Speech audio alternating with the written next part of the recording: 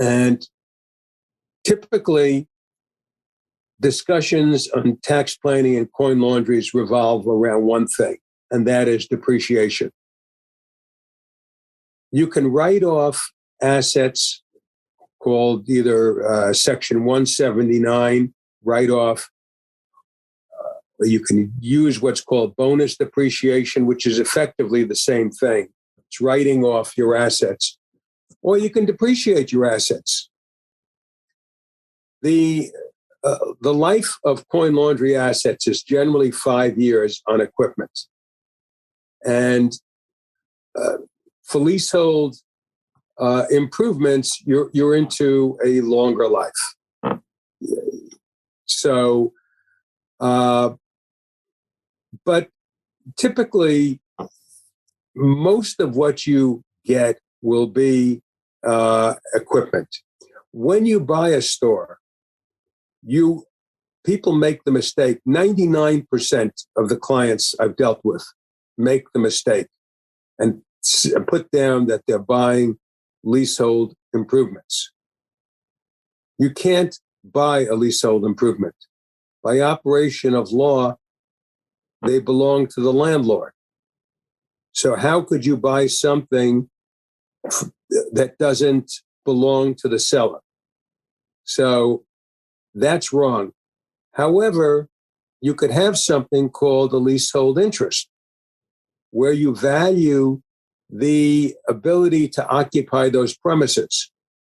And an actual life example of what I went through years ago will help explain that. Years ago, I dealt with a very famous, I won't mention the client, men's clothing chain that was running tearjerker ads, going out of business after 100 years downtown, and they had multiple stores. Well, the little asterisk side note, footnote was they didn't lose their lease downtown. They sold it for several $100,000 because they had a very long-term lease at like 25 cents a square foot in a market that was at that time probably $2, $1.50, $2 a square foot. That had value to it. So occasionally you'll find something like that available where the tenant has a long-term lease at a below market rate.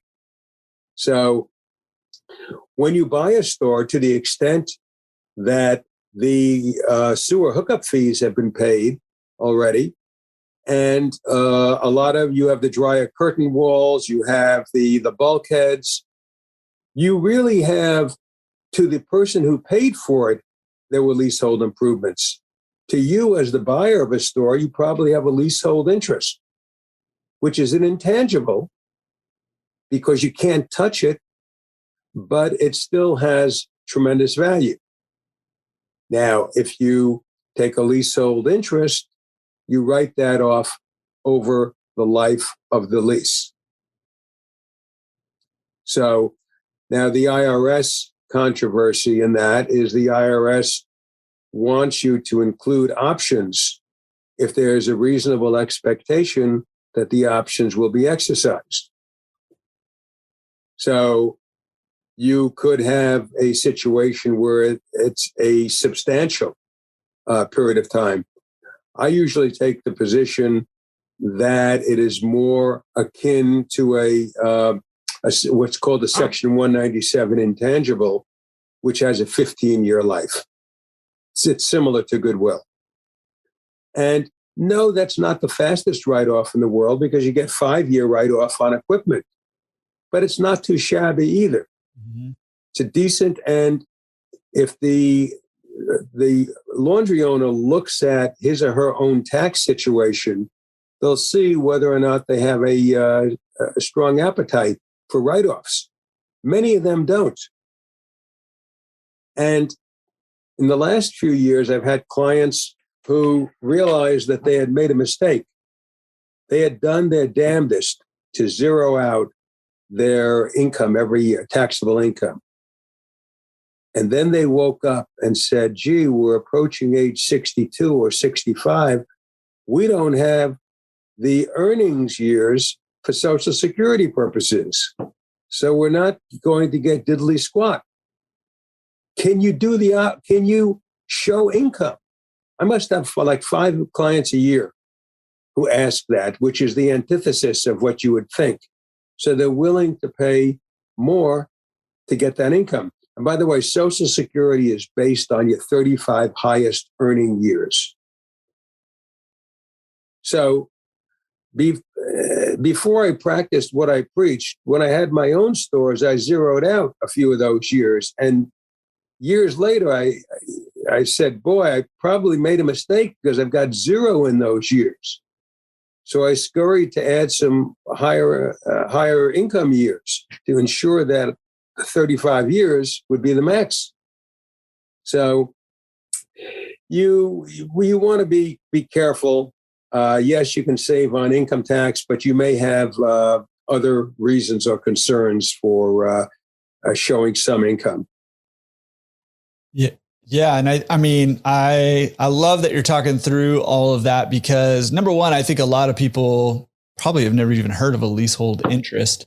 And so, talking through that, but I mean, you mentioned something right in the beginning of when you were talking and you were saying, hey, if you're shooting for, trying to get into that 10, 12, 15% tax bracket, as opposed to like a 30 plus tax bracket, you might be saving 20% on your taxes. And that's a bigger deal than I think people realize. Like saving, that 20% is a pretty big deal. It's hard to get that kind of return on any kind of investment. And so I think part of why I think this tax conversation is really important is because you're able to save such a high percentage if you're managing your taxes right. And I think just that short conversation that you just had shows that there's a lot of things to factor in, both short-term and long-term, that you need to kind of construct and kind of weave together to create the best scenario for yourself as a business owner, as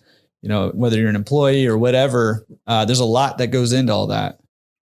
I'll also tell you, from a tax planning standpoint, most of us live in states that have a state income tax. I happen to live in California, which has the highest. We go as high as 13.3%.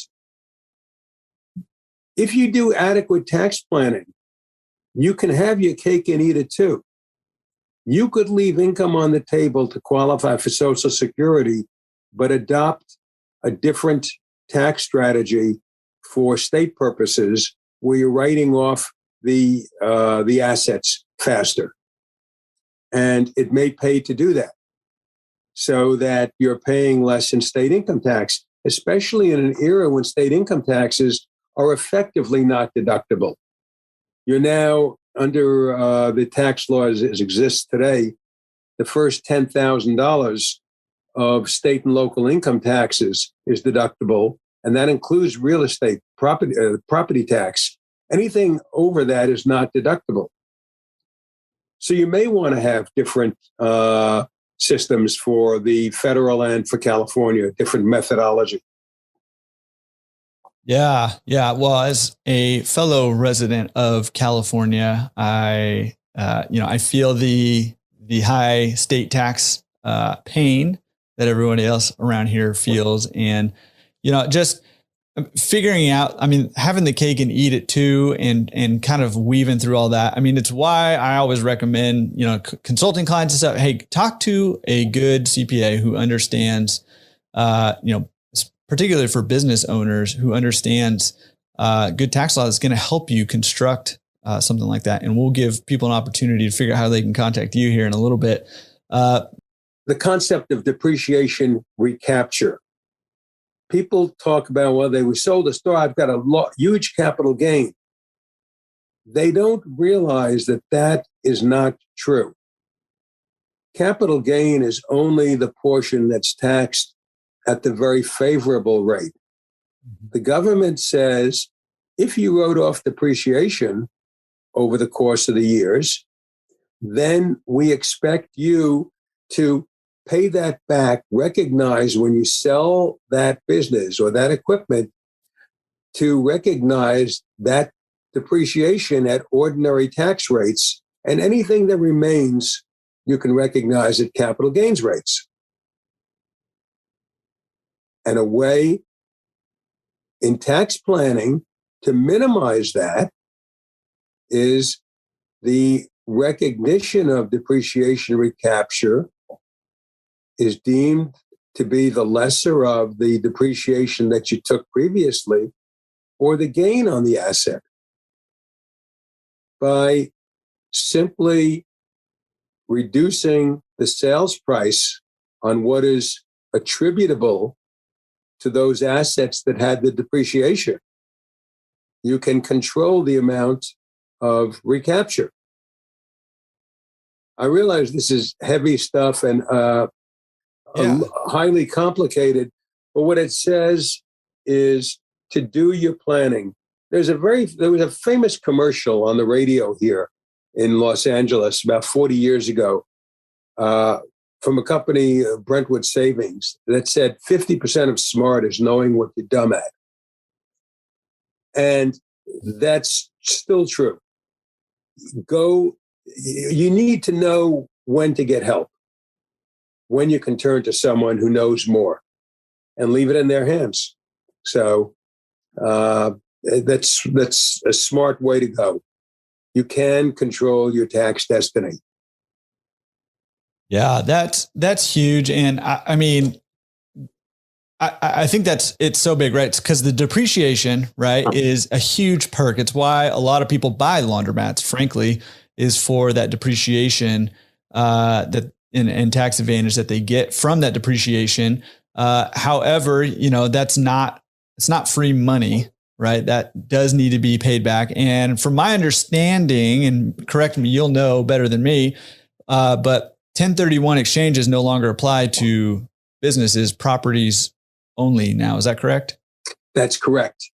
Yeah. So only real estate now. And believe me, I've had 1031 exchanges on airplanes. So I've seen them on everything. By the way, the most common 1031 exchange that ever existed, no one ever treated right. That was turning your car back to the dealership and getting credit for it. All you were doing was exchanging one vehicle for another. Fortunately, the IRS didn't bother with it. It would have required too much man hours. But every one of those cases where you use the car in business and you turn the car back to the dealership to get credit and take a new car was a 1031 exchange.